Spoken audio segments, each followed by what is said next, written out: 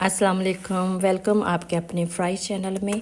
आज fry channel में हम सूजी का गुड़ वाला हलवा बना रहे हैं। तो चलिए टाइम को वेस्ट किए बिना हम अपना सूजी का गुड़ वाला हलवा बनाना स्टार्ट करते हैं।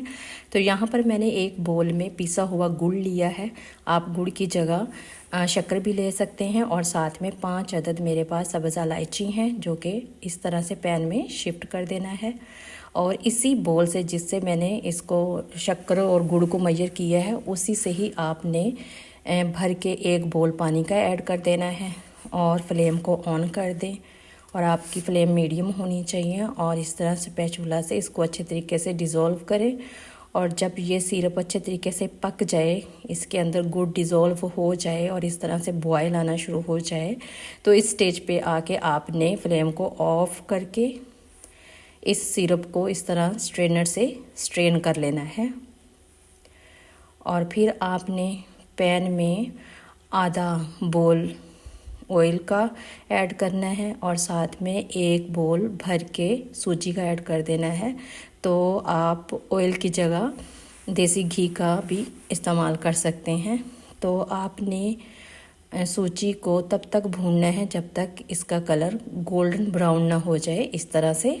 फिर आपने 1 टेबलस्पून क्रश्ड ड्राई नट्स का इसमें ऐड कर देना है। और अब जो आपने सिरप बना के रखा हुआ है गुड़ वाला, वो इसके अंदर ग्रेजुअली शिफ्ट करते जाएं, इस तरह से ऐड करते जाएं। और साथ में स्पैचुला से इसको स्टर करते जाना है। और इसी बोल को मेजर करते हुए आपने एक बोल दूध का इसके अंदर ऐड कर देना है। और कोशिश करें मलाई वाला दूध इसके अंदर ऐड करें और इसको प्रॉपरली मिक्स करके इसको पकाएं। और इसको तब तक पकाना है जब तक इसके अंदर से पानी ख़त्म ना हो जाए और ऑयल आ जाए ऊपर, इस तरह से।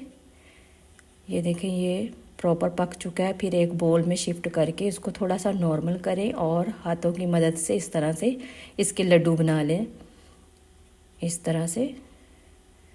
और इसी प्रोसीजर के तहत आपने सारे लड्डू ये बना लेने हैं। फिर इसको गार्निश करें आपके पास जो अवेलेबल ड्राई नट्स हैं और प्रेजेंट करें अपने मेहमानों को, खुद खाएं, अपने स्पेशल ओकेजन के लिए बनाएं।